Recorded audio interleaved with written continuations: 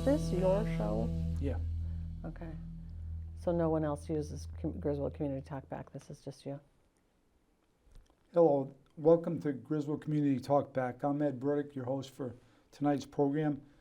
Tonight we have Dana Bennett, the first selectman of the town of Griswold, as the guest. Pretty much we're going to focus on the first selectman. We got the election coming up in November. She's going to give you her an introduction, but some achievements during her tenure and why she wants to be the first selectman in this upcoming election, November 7th.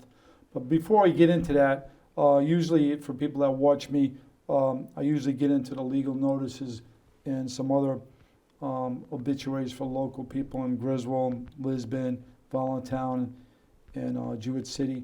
But I just want to put out a sad commentary on what's happened in Israel with the Hamas and Israel war, pretty much. People call it a conflict. It's actually a war that's going on.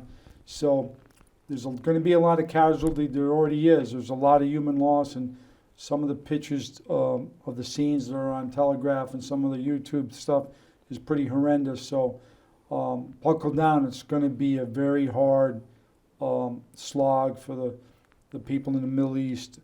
And hopefully the things will be contained, but it doesn't look like it will be, in my humble opinion. So without further ado, I've invited the other guests from other candidates that might be on in a couple of weeks.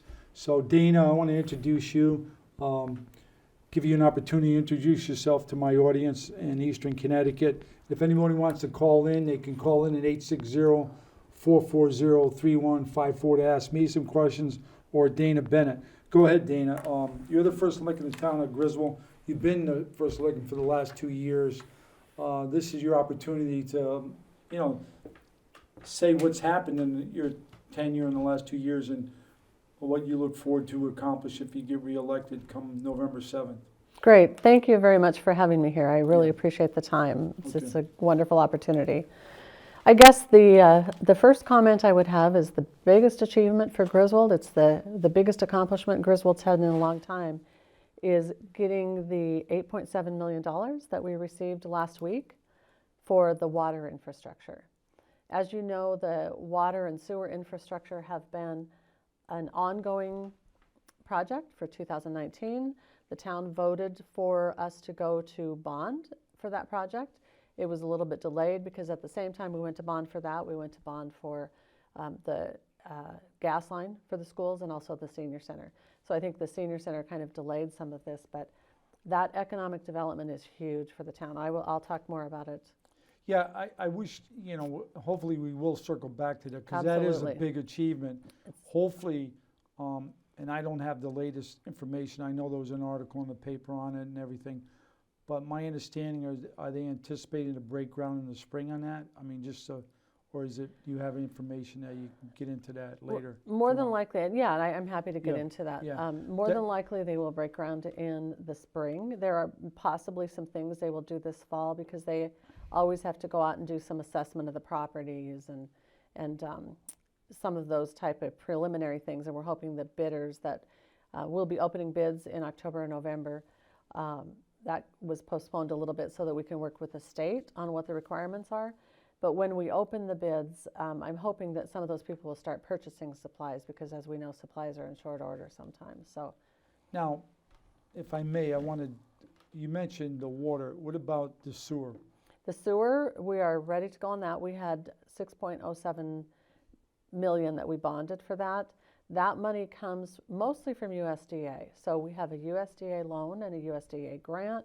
The USDA loan is a little bit over $3 million of that. The grant is about 1.25 or 1.5 of that. Okay, so that will be covered by that USDA mostly. So just not to confuse the listeners or the viewers, basically that 8.7 is for the water. The 8.7 million is for the water. And we need sewer too. So right. So there's actually two things on track. Correct. And can you just give a thumbnail sketch to describe where the potential footprint of that is going to be? Absolutely. Yeah, let's talk about that right now. Yeah. So the The sewer will be going out on Route 160, or I'm sorry, Route 201 Yep. and Route 164.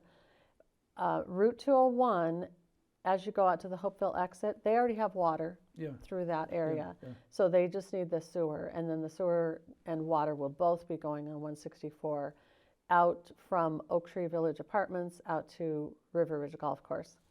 This is so significant because when we started talking about this and I realized that we did not have the money to do the water, I came into office 2 years ago thinking, okay, we have this 6.07 million that was bonded, and we're doing the water and sewer. And the first week I was in office, I asked to meet with the engineers. So I sat down with the engineers. We had ongoing meetings about every week for a long time, and then we kind of weeded that out to about once a month. But we didn't have the money. The 6.07 million was not covering the whole project. Part of that had to do with COVID. Part of that had to do with just the delay in everything. So we continued to get the development done.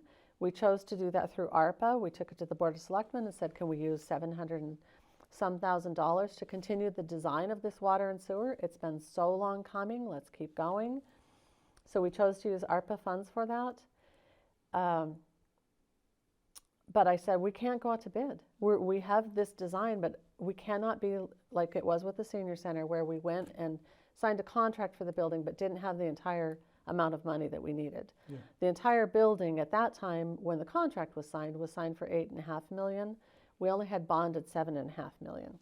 The building turned out to be about $10 million, but I didn't want to put us in the situation with this water and sewer saying, we don't have the money, we're going to go out to bid. We just couldn't do that. Okay. So I told the engineers that. I told Heritage River Development that. Heritage River is a developer that's been there since 2016, wanting to develop. And they stepped up to the plate to help with the grant funding. And so we looked at how we could get grant monies. We all worked together. It was a whole team. It was Heritage River. It was myself. We had a lot of help from our state rep, Brian Lanou, our state senator, Heather Summers. Heritage River brought a lot of other people in, the town planner, the finance director from our town.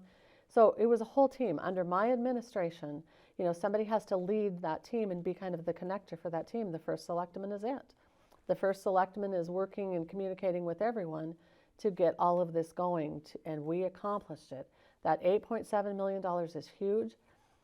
Right until the week before, I was having meetings and communications with the director of the Community Investment Fund and with the assistant director of the Community Investment Fund, negotiating whether or not we would be one of the towns that would be on the agenda the next week.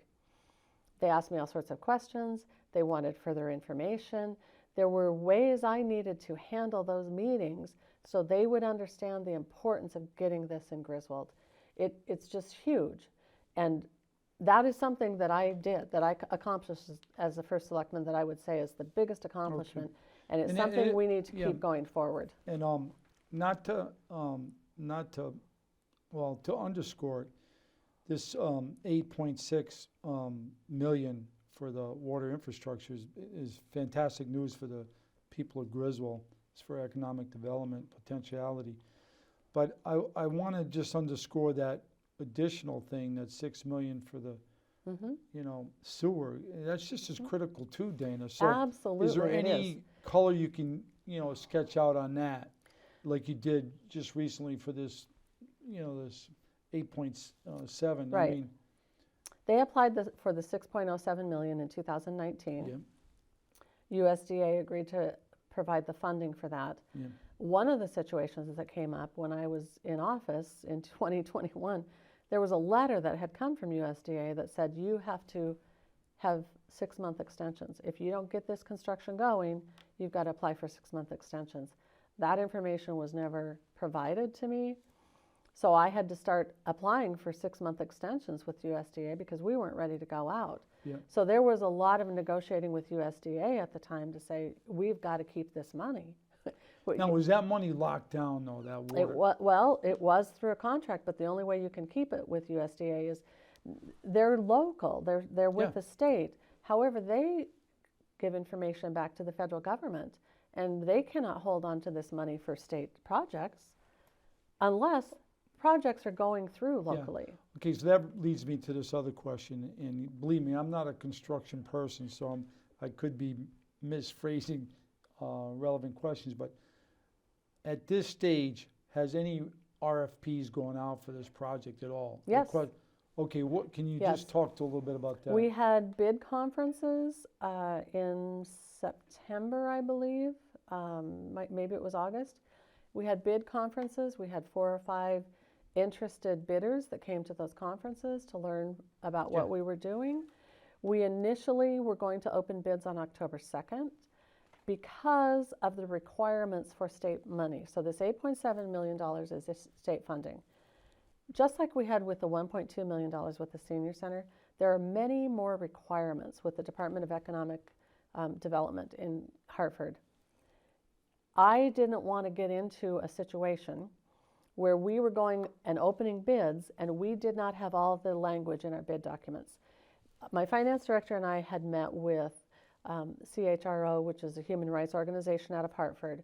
They had given us language that was put in our bid documents, but I didn't want to open bids and then have to go backwards and say, sorry, we can't accept the bids, we're starting all over. So the engineers have postponed that bid. Those bids will be open either October 17th or we will look at doing them mid-November. Right now, all of our documents have been sent to DECD. And this bid's for the water or for the sewer? Bids for both. Okay, both, okay. When we did it, because I wasn't sure if we'd get the full 8.7 million that we really needed. And we did. And again, I had to negotiate through that to make sure that we got the whole amount and not the partial amount. So when we did that, I wasn't sure if we'd get the whole amount. So we had to go out for alternative bids. Yeah. So speaking with the engineers, we made sure that any of the bids that we sent out, we could have done part of the sewer, we could have done part of the water, but now we have the money for all of it. Wow, okay. Okay, that is a good highlight, and I know that's should be the lead pretty much, because that is quite an accomplishment. Dana, if that comes off, that, if I've been a resident of the town of Griswold for many years, and unsuccessfully, I've tried to push infrastructure development. You know, I wasn't successful in bringing it to the thing because it seemed to me like the school kind of like took, you know, was, you know, their horses always got fed. You know what I mean? But if this comes off, and I tried to sell it to the part of my argument was to fund a decent school system, you need to diversify the tax base. You know, because that campus we have is a nice campus, but it lives on money every year. You know what I mean? You have to feed money into that complex every year, and unfortunately, it relies on the residential taxpayers. If this comes across in the future, there seems to be light at the end of the tunnel where hopefully economic development will diversify our tax base in the town of Griswold. So I commend you for getting the funding for those 2 critical infrastructure. But let's talk about something that you might not want to bring it up, but it happened during your tenure. There's other things that got developed in the town too. Sure. Would you like to, like the senior center? I know there's some controversy, but it's up and, you know, it's up and open and running. You know, the artificial turf field. I mean, I wasn't, you know, I know there was mixed feelings on it, but it's operational now. The kids are using it. It's enhanced that part of the school campus. So why don't you speak to those items too, Sure. or items that I've missed, you know? No, you know, there's mixed feelings on everything because everyone has their own priorities in town that they would like to see. So, you know, for the senior center, not everyone's a senior, not everyone has grandparents in town, so they don't necessarily want to pay for a senior center. But we have an aging population in Griswold, just like we have in the United States. We have a lot of people that are interested in using the senior center. The senior center was designed to be available to people 30 years from now. So we're not going to have to go back necessarily and say, wow, our population has exploded, so we have to build a bigger senior center. So it was designed with that in mind. I think, you know, that when you're going into a project, just like all of us, if we're designing a kitchen, we're designing it the way we want it. We may or may not have all the funding for it.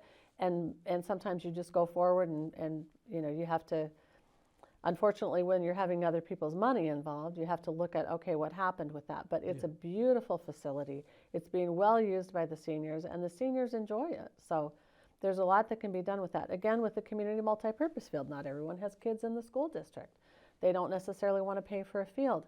But that field is so important to bringing in kids, I think, to our community, and to allowing the kids that we have that are playing right now to be able to play sports, because they were playing on that football field and the weather would turn it into a muddy mess. And then they would have to forfeit their home, not necessarily forfeit their home game, but take their home game to somebody another else's venue. field because their field was not playable. I remember the special town meeting when that came up for the vote, whether to go forward to improve the funding for it so they could ink the contract. And it did go to referendum, and it was a close vote, but it passed.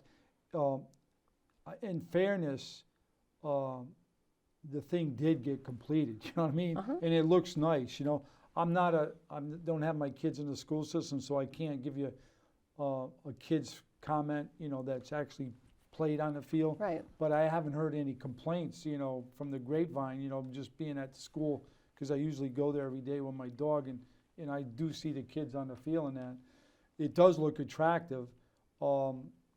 So that's an accomplishment. That happened in the administration. But I also wanted to bring out something when you talked about the senior center. Reminder, it was during your administration that the town of Griswold was supportive in helping the Veterans Coffee House kick off. I remember you let us use we filed the request. We met with you, and the Board of Selectmen was courteous enough to let us jumpstart that organization at the old Patchogue Town Hall. And since then, they've moved into the senior center on a weekly basis. So, I mean, as a veteran, I want to just point that out, that happened while during your term of office too. And so we appreciate that. I know the veterans do in Griswold appreciate the town of Griswold's support. And I also want to point out, we appreciated you making a speech on Veterans Day last year during November 11th in 2022. It was a very good speech you gave. It wasn't a cookie cutter. It came from you. It wasn't a canned type of thing. So I want to bring that out. And I do support both the borough and the town's officials supporting those Memorial Day and Veterans Day celebrations we have in the town, in the borough. And I want to say the veterans are a huge asset to our community. We're lucky to have our veterans because you do continue those ceremonial events for our town. Between the veterans and between the fire department, all of this comes across and we celebrate our history. And I think that's very important. So I think the town is fortunate to have the Veterans Coffee House and all the veterans that we do. Now, is there other items you want to highlight in the past 2 years before we segue on what you have in mind for, the next 2 years? Sure. I guess I have a few things. Yeah. One of the things that has increased, although people really are looking for more of an increase, is we have increased communication. When I came in, we had the town website. I think previously somebody had used a town Facebook page, but we now have Facebook pages. We have established live streaming of some of our meetings, which we have not had before. I do a quarterly Coffee on Main, which I'll be doing again October 28th. So every quarter on a Saturday morning, I am downtown for 2 or 3 hours for people that want to come in. A lot of times it's on tax day. That was just kind of a happenstance. And where does that take place? That takes place in Town Hall. Yeah, just right in Town Hall in the downstairs meeting room. And when you do that Coffee on Main, how many hours is that? From what time to usually? I started at 9 o'clock, and then I'm there till at least 11, sometimes till noon, depending on if people are still coming in. Yep. So that gives people an opportunity to come in and talk to me. Is that usually a Saturday? Or? It's a Saturday morning. Okay. And the other thing that we have rolling out is the text messaging. That got delayed a little bit because of this grant and working toward getting this $8.7 million going. So the text messaging should be rolling out here in a couple of weeks. Explain that. What do you mean by that? I know not all my listeners are tech savvy, but If you could just elaborate on that. Well, what we discovered is not everybody goes to the website necessarily, not everybody goes to Facebook, but a lot of people now have a phone that receives text messages. With this text message system we have, you can choose what you want to receive. So it's not just emergency information. If you want to receive meeting information, if you want to receive road information, weather information, any alerts that are coming up. So it's pushed, how do they sign up for that? They will sign up and I'll have a rollout, Yeah. an informational rollout that will be coming soon that will tell people how to do it. They would have to text in their phone number and we will give them a number to text that to. Then they will be able to make choices of what they want to have for information. So the borough has something. The borough has a Nixle system, and the Nixle system will send things out if there's an electrical issue or a road issue or things like that, or a weather issue. This will be the same, but it will be a little bit more advanced, and it's more like a website. It will be colorful. It will have pictures and information that way. Now, that Nixle system for the borough, it just goes to the borough residents, or is that something for the whole town? I think it's for the borough residents, yes. But this one that you're putting up would be both for borough and town residents? Sure, yes. Now, the other thing I wanted to ask you, if I may, I don't know if I'm, speaking of economic development, is there anything else that the townspeople should be aware of that might not fall under this umbrella of this Heritage River Community Project out on one? Sure, we have 325 acres that are developable out on Route 164. I think Heritage River is only 88.7 or something of those 325 acres. We also have a lot of acreage out on Route 201 by that Hopeville exit. So we have developers that have been coming to town that have been interested. We have some industry, some manufacturing, some hotels, restaurants, and things like that, but nobody that I know yet has really signed on the dotted line and said they're coming. Because they need water and sewer. They need water and sewer. The Yeah. other piece that's really hindered economic development right now is money. The financing is not as available and it's Yeah. more expensive for developers. Things have changed since COVID. The retail industry is different. People don't go to smaller shops and restaurants and boutiques. They're ordering food to be delivered and things like that. So some of that has changed. We have lost a lot of different companies and industries in the state of Connecticut. So I have been starting to research recently, what can we draw in New London, Connecticut? There are different industries that did not lose some of the employees or some of their businesses during COVID and in the last 4 years. So what can we draw? And what are the industries that are most important that might want to come to Griswold? From your research, have you drawn any inferences that might be appropriate for our town? I have, and I don't want to really necessarily yeah, talk about all yeah, of those yeah. right now, but there are some really good options. Some of those come from other meetings I've had with people, things that I know that are kind of in the works nationally. Like one of the things that we have right now that is a concern is trash, the expense of waste removal. It's gone up and up and up for all of our residents. We contract individually. Our residents contract either with Casella or with CWPM. Some towns contract with one or the other for all the town pickup. Now that doesn't necessarily mean theirs is cheaper because now those town contracts are going up also. But one of the problems is that we are not recycling as much in Connecticut. We don't have the recycling companies. We're sending things out of the country even because we don't have the recycling options here. So there are some options for types of industries we might want to look at, and the town would have to be agreeing to those industries. The town would have to have the information about them, know what we might think about bringing to the town, and then vote on that at town meetings and people and public forums. People can get involved and stay abreast of those things. So when we're talking, to go back to the senior center, Yeah. to go back to the community multipurpose field, with this development, of course there are people that are saying that they don't want development. You can't really do everything for everybody in town because we all have our own opinions. But this is how the town moves forward. We have to look at providing this. Well, one of the things that I would point out is, and maybe it can go depending on the outcome, but one of the things that kind of manifests the voter sentiment is the referendum. You know what I mean? Right. Like some of those things, like you said, the water and sea, Right. it did go to referendum. It passed. You know. You bet. The senior center went to referendum. The gasification went. The artificial turf, whatever you want to call it, that went to referendum. I think, in a way, now you got to live with the adverse if you're a proponent of whatever the project is that's on the referendum question. But that kind of gives some legitimacy to the path forward if the referendum passes. You know what I mean? Right. You say, hey, you had Right. your opportunity, to either persuade people one way or the other, and it came down this way or whatever. So what I wanted to point out that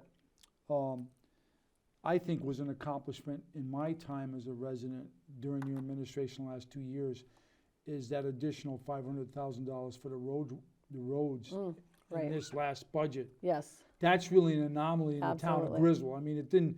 Usually that thing gets stiffed every year Right. if they need money, and the school just, no, we need the money, whatever.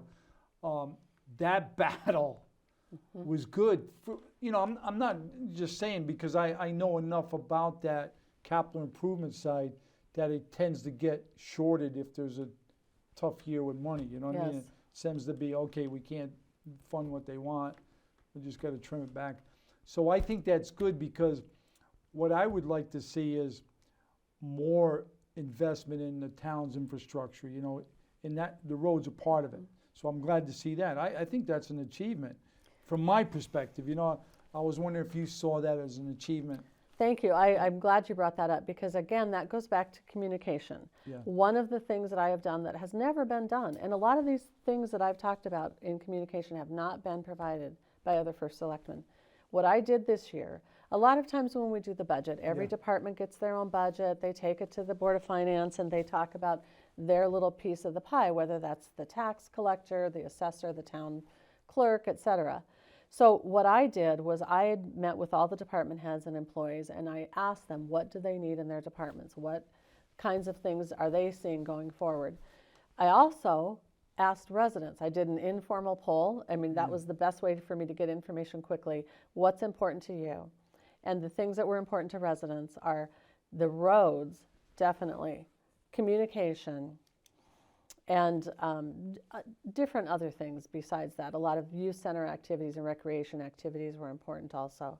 So I formalized a budget presentation, as they do with the school. The school's done it for a long time, where the superintendent will go up and present a budget. And I have not seen, and I don't think anybody else has seen a selectman do that.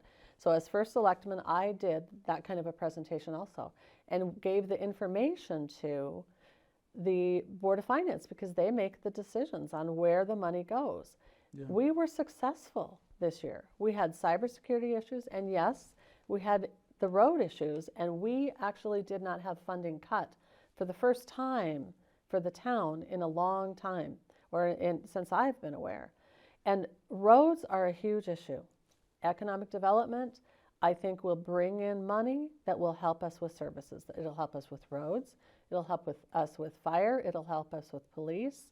People are saying one of the drawbacks is that with the housing that we might get, the school system will suffer, that we'll have more kids in school.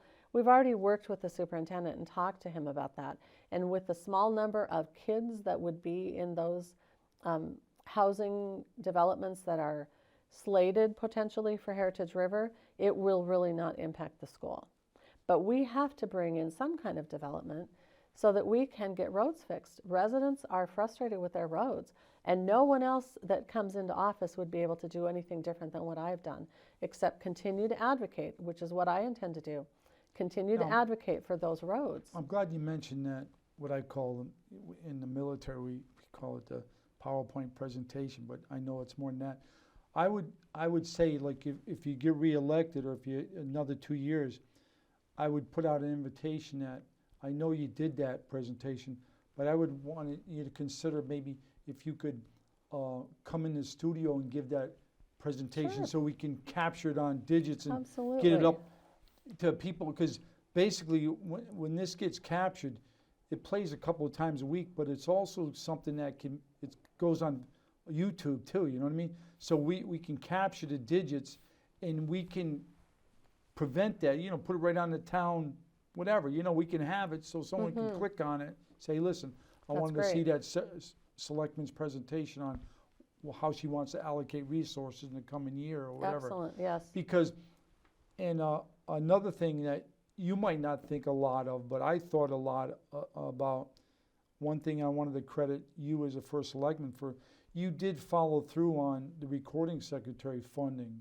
for the, not just the ordinance committee, but the town needed what I call pretty much hired help Right. to record these minutes of these critical meetings that are trying to get things done. And without that funding, we would probably be limping along with an inadequate, what I call the open meetings compliance that you have to have for these boards and commissions, you know what I mean? These things are supposed to be captured. The minutes are supposed to be captured so the residents and the citizens of our town can go and say, hey, what happened at this public meeting? You know? Absolutely. And so I want to commend you on that. Thank Because it's going to make things easier for the volunteers that, service these boards and commissions. Yeah, I don't know if everyone realizes Yeah. with some of these boards and commissions, we have sort of a built-in staff person, and the staff person may And have some of them don't a have. secretary, Yeah. right? But the ones that don't have, Yeah. then it makes it tougher for them to get that work done. What if you can, and I'm going to bring you back on track to some more relevant things, but why don't we take the opportunity you take and just run down all the boards and commissions that the town has? I'm not saying get in depth, but Okay. a lot of people don't realize that there's a lot of volunteers Right. and elected, part of the elections in November 7th is just not for Dana Bennett for first selectman, but these other members of these other boards. Absolutely. But there is some worker bees behind these meetings that have to put the stuff into the public record, you know what I mean? Right, and some of these folks are elected officials, Yeah. some of them are not. We have the Board of Finance, Yeah. we have the Board of Education, we have Planning and Zoning, we have Zoning Board of Appeals, and we have Board of Assessment Appeals. Those are elected offices. They do usually have a staff person, whether it's the town planner, the finance director, and then their assistants that are able to come and take some of the minutes. But we also have other groups. Capital Improvement, that actually would be under Board of Finance. We've got the Ordinance Committee, Public Health and Safety, Parks and Recreation, we have an Ethics Commission. We You have got about money. 15. Yeah, I mean, I'm not and sure if I what- have them all. Why we can, and during your last 2 years, there's some things that are stacking up as far as the ordinance committee that's probably going to go to special Right. meetings in the future. Why don't you inform the viewers for Griswold what might be coming up in the future as far as the opportunity for the residents to come out and vote yea or nay or on these Right, proposed yes. ordinances? So the way our ordinance commission works, we have 5 people that work together, and then we have alternates that we may or may not have there all the time. They work on ordinances that are brought to them by the Board of Selectmen, or they are hopefully at some point going to start looking at the ordinances and refresh the ordinances that we have in the books. Currently, we're looking at an ordinance for short-term rentals. We have an ordinance on alarms. We had some issues with alarms going off in businesses in town that were happening repeatedly, and this was just a way to kind of curb, here's how the town will respond, or here's how the fire departments will respond. We're looking at building fees, an ordinance on building fees. We're looking at an ordinance on a building committee. Yeah. So while we have a school building committee, and we have for a long time, we don't have a town building committee. So the town building committee would work on things that are necessary to build any buildings or find a new building for something. Like one of the things that might come up is the youth center. The youth center is outgrowing their building. So this building committee might be part of what the committee that looks at where else can we go.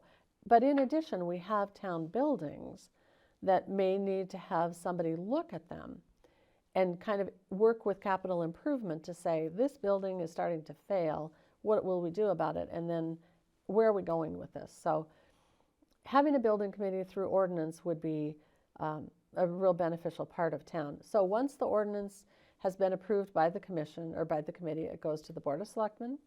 The Board of Selectmen will look at those ordinances that have been approved, decide if they're going to public hearing and town meeting, maybe push them to public hearing and town meeting. That's an opportunity for people to come, be at that meeting, and we put out legal notices for that as well as have it on our website. People can come to those meetings, speak up publicly, and they can vote whether or not that ordinance passes. Okay, I appreciate that. Now, the other thing I wanted to mention in regards to the ordinances that may or may not be coming in the next month or two is sometimes a lot of people, from my experiences, they don't realize that they have a role to play on that, or when they come to those meetings. Right. So I'm glad you mentioned that it's that special town meeting where the people that show up for that meeting, the residents of Griswold, the taxpayers, whatever, they're the ones that approve or not Correct. the proposed ordinance, okay? So they do have a role to play, but I want to go back a little bit further and say, for the ordinance committee and these other committees, they also have agendas where, they publicize when they're having their meetings or monthly meetings. It's beneficial for the public to show up for those meetings if they're interested in what's being discussed on the agenda, because they can provide input. We have some open forums, and I know as a sitting member, I find the public's input interesting. To know, you don't know everything, so you'd like to know how other people feel about what you're discussing. So I want to kind of circle back to, you're the first selectman now.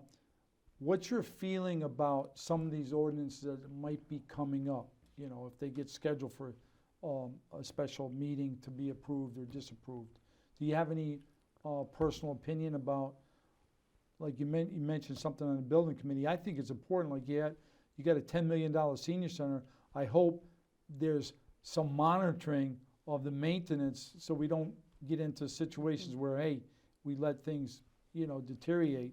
What happens is it's a new building, so what happens is people tend to forget it's new. So, but I think we have the town hall, we have the alternate school, and I guess they took over the old senior center. So maybe I can segue into that. What's from a first selectman point of view, can you tell the people in Griswold what's going to happen to the old alternate school? What's going to happen to the old senior center? What's going on there? Is that going to be the town committee to decide? The town building committee that's going to ride herd over that? Or is that the school taking over whatever they decide to do? They're going to just jam it. We're going to sell this to. Oh, no. The former senior center is going to be the alternative school. Yeah. So there's a school building committee that had agreed to hire an architect to get that plan running. And then they hired a clerk of the works through the Board of Education. That construction is being done now. So they went in, they took out asbestos tile on the floor, they did all of the asbestos removal. They have now started putting in walls, because that senior center was quite an open building. Yeah. It had a kitchen, but they're looking for classrooms. So it will have 3 classrooms, and it will have, 3-4 offices. Yeah. So they have restructured that building. They're working on it now. I think they hope to move in the students in November. Oh, wow. And so the old alternative school, which is out on Route 201, they will transfer that back to the town. So the town transferred the old senior center to the school. Yeah. And the old building that the alternative school's in on 201 will transfer back to the town. More than likely, the town will sell that building. Okay. Well, thanks for that recap on that, because I was wondering, it seems like, and I admit, I'm kind of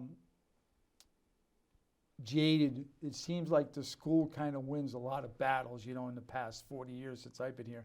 But that's water under the bridge. What I'd like to do now is segue, like, Dana, the election's coming up. If you get reelected, what is your vision for the next term of office? What are you going to try? What are you pushing? I know you're not going to get into the granularity about how you're going to do it, but what's your vision? Why you? Why you on November 7th as opposed to some of these other candidates that are running for first selectman? I think it is very important to have the continuity. I want people to understand that I have worked in organizations for 20 some years. I have an extensive education in doing so. I have education in communication, organizational management, business. I have a conflict resolution degree, which doesn't mean that you're necessarily not going to ever have conflict. What it does mean is that I have skills in negotiation, arbitration, facilitation, and all of those types of legal things that get you through some of these really difficult things. 20 years we have been waiting for this development. I wasn't even here 20 years ago. So like you're saying, a lot of it started with the Economic Development Commission. They went out there, they helped to get that property on 164 zoned commercial. Yeah. Jewett City Department of Public Utilities built their wastewater treatment plant in mind with the fact that we would have economic development. Griswold Water Pollution Control Authority was formed and made an agreement with them. So we cannot drop the ball. We are on the precipice in Griswold. Well, we can't drop the ball going forward because we That's have right. dropped the, to be accurate, I think we have dropped the Yes. ball in the past. I agree. I'm not trying to attribute any fault to that. I'm just saying, just place that marker because that land's been there for Right. the way it is. I It's know. been there for like 40 years. Mm-hmm. I remember when Starts closed the place. There used to be a little restaurant there. Sure. But I mean, so you got this skill set, and it's going to be necessary if you get reelected, because just because you got the funding, there's going to be more fires to put out to get this thing implemented. That's just the nature of this type of thing. Right. So, do you think those tools that you have? What happens if someone doesn't have that skill set? What do you think is going to happen to these projects that are? What happens is you have a tendency to not see things through smoothly. A lot of people will say that I'm not out in the community as much. I have not been out in the community as much because I think our small businesses and our residents need this development done so that we can move forward. It can only enhance our small businesses that we currently have. But what I will be doing in the future, that I'm doing, I have a coalition with other first selectmen. Yeah. We will be having a small business forum in March of 2024 that will help our small businesses. We did that with farmers in the surrounding towns. We had 60 farmers that came. Where's that going to be? It will probably be at the senior center. That's my hope. Okay. Yeah. Okay. In March of 2024. So we need to focus on what we have now also for our small businesses. But this development has to go through because it will bring in more businesses. I mean, the more you generate in a capitalistic society, the more economic development you have for everyone else.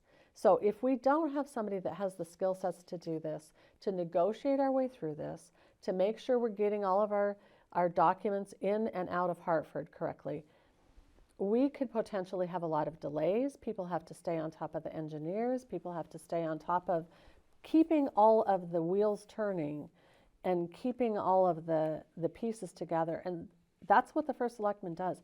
Griswold has become too large in population to not have a professional person that is in this position. Before we went online today on TV in the studio, you touched on that. Right now might be the opportunity to go into that if you want. Like, what do you foresee on how to make the organization of the governments of Griswold meet the needs that you elaborated earlier? Well, let me back up a Yeah. little bit and let me talk about one of the projects I had to do to get this funding, the $8.7 million, was I had to make a presentation that was available to the Community Investment Fund board members. There are board members from all over the state that make these decisions. Where was that? I did that as a Zoom meeting. Yeah. Ryan Aubin helped me with that. Okay. From our youth center director.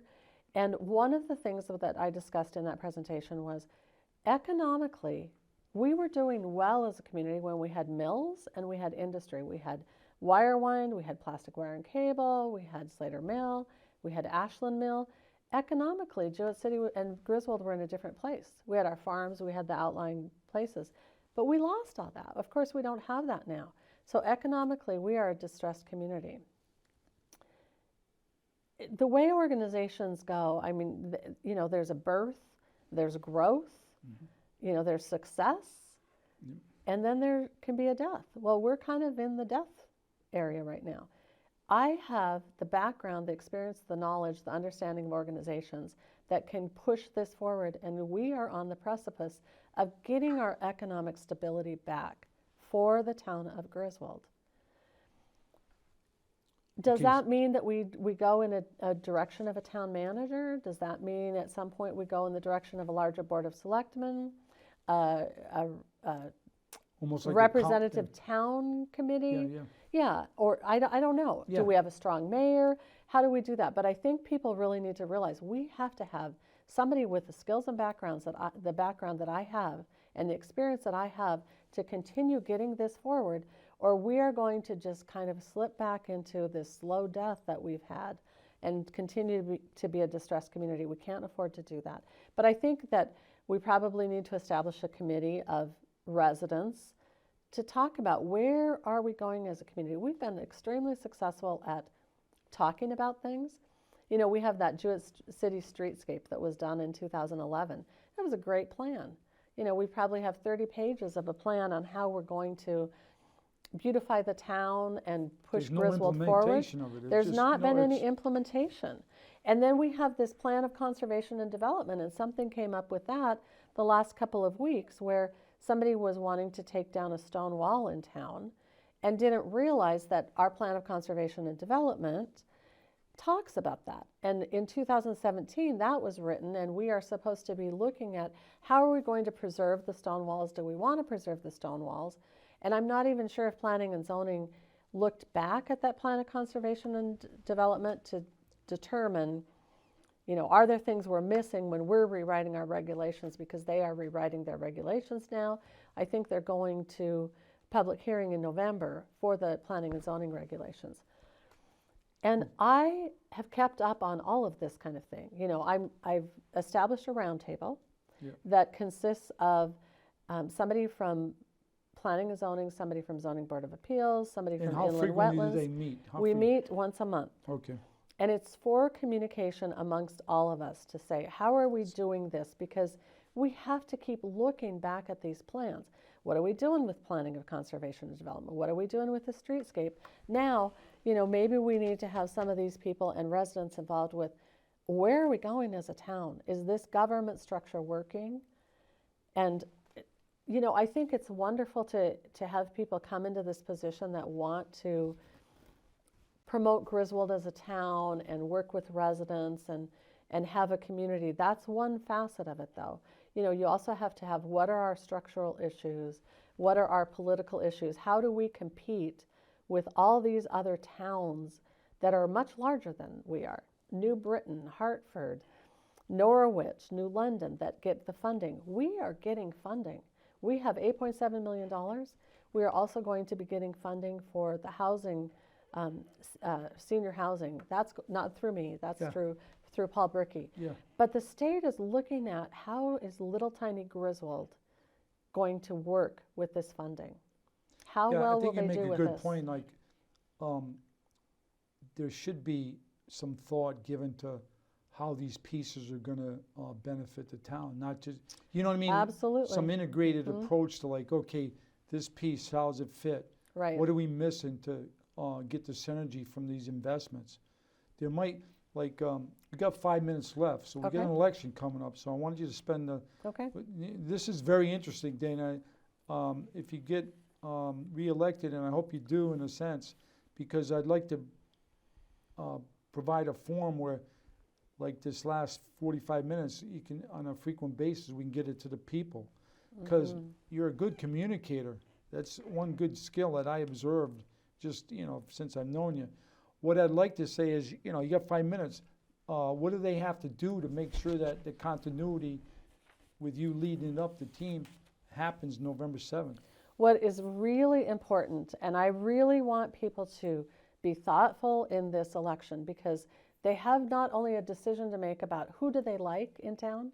This is not really a popularity contest. This is, where do we want Griswold to go? And I am in a situation where I am a write-in candidate on the ballot. So the ballot will have, and you probably aren't going to be able to see this too much, but it has the column that lists what the offices or what the parties are. And then the next column lists the individual offices. On this second column, there will be 2 candidates written, and there will be 1 spot at the bottom that says write in. And people have to do 2 things on this write in. They have to color the circle or fill in the circle with their pen, and they have to write in my name, Dana Bennett. It's very small. If they can write in Dana Bennett as well as they can, it's important that circle's filled out, and they write in Dana Bennett, and that will put me in. So it's really the write-in vote on the first column, is that correct? It's the second column in. The first Yeah, column lists the yeah, parties. yeah, Oh, but I yes, mean, the it says first one- write-in votes on Yeah, the first and column so at they the have bottom. to circle in the oval. Yes, 1C, I guess, is what Right. it is. So and I'm saying 1C is first choice. Okay, 1C, Yeah, one choice, first choice. Fill in the circle, write my name. okay. So that's going to be Tuesday, and the polls are going to be open from 6 a.m. to 8 p.m.? Correct. How can people get a hold of you to support you? Or, what else can they do to make this happen? I have a Facebook page, which is Dana Bennett for First Select Woman, or Yeah. Dana Bennett for First Selectman. Yeah. They also can reach me at a phone number, 860-245-8214, or they can reach me at my email, which is dana.m.bennett@aol.com. Yes, it's an old school email Yeah, address. Dana dot, M, yeah, as in yeah. whatever M stands for, and .Bennett. Yeah. Okay. Now, just to summarize, you're the first selectman of the town of Griswold right now. I am. What are the 3 things that you're most proud of in the last 2 years during your term of office? If I'm you had to- proud of the economic development. Yeah. I am, and the fact that we have the money for the infrastructure now, and we are ready to go. We're ready to open those bids Yeah. soon. I'm proud of the communication that we've established that has not been there before. And I am proud of the fact that we have different systems in place. And we have a great town hall. We have a lot of people that really enjoy working there. And I'm proud of that. Okay. Now, I'm a resident, a longtime resident of Griswold. I'm a registered Republican. Most of my viewers know that. One of the things I wanted to say is, from my perspective, there's a lot of things that other people are other initiatives that might be surfacing in the next couple of years. One is you already touched on. It seems like there's going to be an alternate school right by the new alternate school is going to be right in the borough, right next to the town hall. They're going to try to dispose of that other property out in 201 because it's an asset. It's be nice to put it to productive use one way or the other. But then also there's talk that the youth services needs another facility to deal with their growing pains, for lack of a better description. Am I accurate in saying that those things are bubbling up? Right, you are accurate. Okay, thanks, Dana, for coming in, and we'll look forward to the election, and I wish you the best of luck. Thank you very Yep, much. yep, Appreciate thank it. you. Good job, Dana.